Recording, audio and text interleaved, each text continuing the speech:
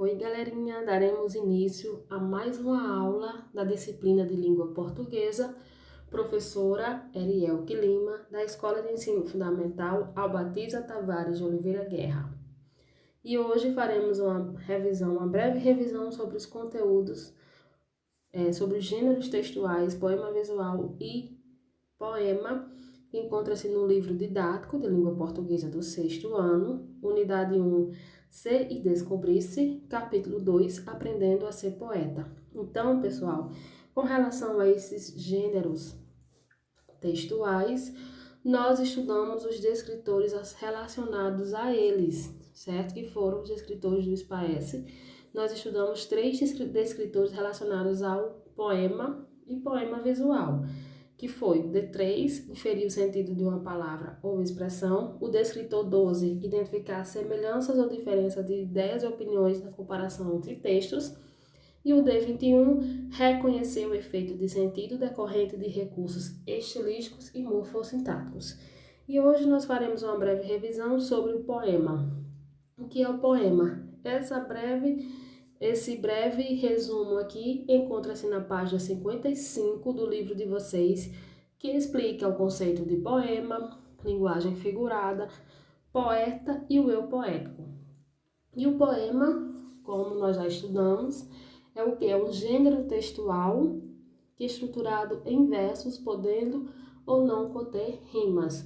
Os versos correspondem a cada linha de um poema e as estrofes correspondem ao conjunto de versos. Nós vimos também que tanto no poema visual quanto no poema convencional, composto por versos e estrofes, a linguagem figurada é bem comum. É bem comum encontrarmos palavras em sentido conotativo, que não seja o sentido real da palavra. Então, o autor, ele abusa da imaginação para expressar os seus sentimentos através de uma linguagem figurada. Vocês têm também na página 55 o breve conceito do que seja poeta e o eu poético. O que é o poeta? É o autor, do poema, o autor que escreve os poemas.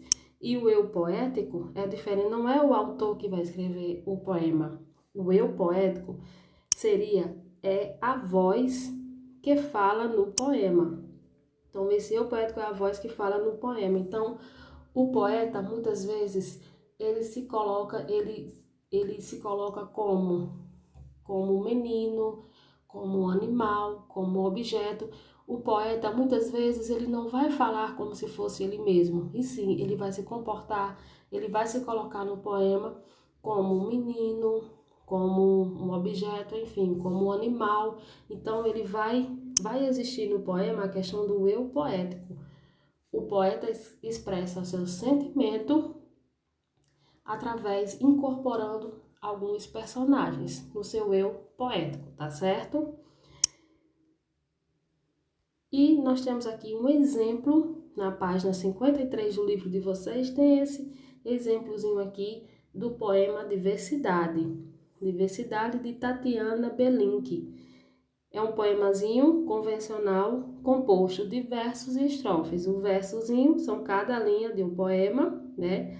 Cada linhazinha é um verso e as estrofes é o conjunto de versos. Então, aqui seria a primeira estrofe, essa a segunda e essas aqui a terceira e quarta estrofe, tá certo? Então, aqui é um poemazinho, exemplo de um poemazinho com verso convencional, composto por versos e estrofes. E o poema visual é o quê? É um poema diferente desse poema convencional. No poema convencional é comum, nós vamos encontrar versos e estrofes, pode ou não ter rima, vai existir a questão da linguagem figurada, mas no poema visual, não apenas as palavras vão atribuir significado ao poema, mas também a questão das imagens. Então, o próprio nome já diz, poema visual valoriza o quê? Os efeitos visuais, vai valorizar a formação de imagens. Como vocês fizeram na semana passada, interpretaram esse poema visual Xícara, e vocês puderam interpretar não apenas através das palavras, mas também através da imagem, uma imagem formando uma xícara. Ou seja, o autor pretende num poema visual o quê? Completar o sentido do poema e dar uma maior expressividade ao seu poema. No poema, existe a questão da entonação. O que é entonação? Quando nós vamos ler um poema, nós precisamos mudar a entonação da voz, ou seja, precisamos mudar o tom da nossa voz. E então, a entonação é a variação no tom da voz. E o que é declamar? Declamar é recitar em voz alta, com palavras e gestos apropriados e convenientes. Então, pessoal, quando nós estamos lendo um poema, seja um poema visual ou um poema convencional, nós precisamos mudar a entonação da nossa voz, precisamos mudar o tom da nossa voz e recitar em voz alta, utilizar palavras, gestos, certo?